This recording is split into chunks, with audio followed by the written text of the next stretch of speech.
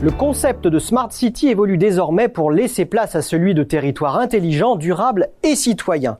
Selon le scoring inédit des programmes initiés par les 100 premières villes françaises et publié dans la dernière étude Xerfi Innov, les élus se tournent vers les projets aux effets les plus tangibles pour les populations.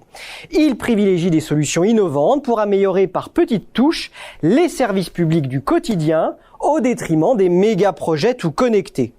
Quant aux seules grandes métropoles, elles se saisissent de cas d'usage novateurs dans le tourisme, la promotion des petits commerces ou l'écologie, développés par des start-up. Un moyen pour elles de sortir de l'emprise des géants des services collectifs et du BTP. Ces investissements n'échappent pas pour autant au choc inflationniste. Celui-ci pourrait gréver les finances des collectivités locales et les contraindre à des arbitrages serrés.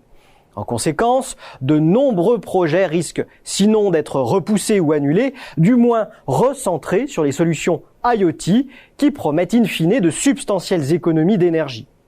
En outre, le jeu concurrentiel risque fort d'évoluer à moyen terme, notamment avec la vague de retour en régie des services collectifs dans les grandes agglomérations.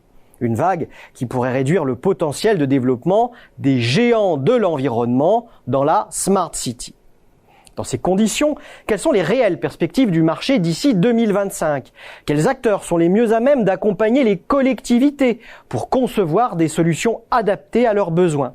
Pour y répondre, les experts de Xerfi ont décrypté les leviers de croissance activés par les principaux intervenants du marché.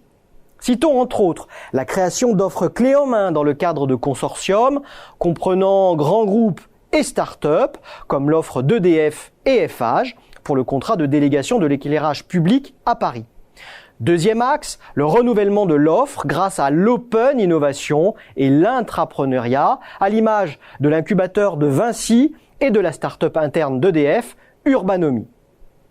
Les groupes développent aussi de nouvelles offres de financement pour faciliter la prise de décision des petites et moyennes collectivités, à l'instar du premier contrat de performance en France entre Suez et la communauté d'agglomération de Montauban. Les groupes déclinent également le modèle Smart vers d'autres infrastructures comme les ports, plages, stations de ski, campings ou encore les gares. Citons enfin comme dernier axe de développement la conception d'offres et d'équipements plus sobres et durables pour répondre aux attentes low-tech.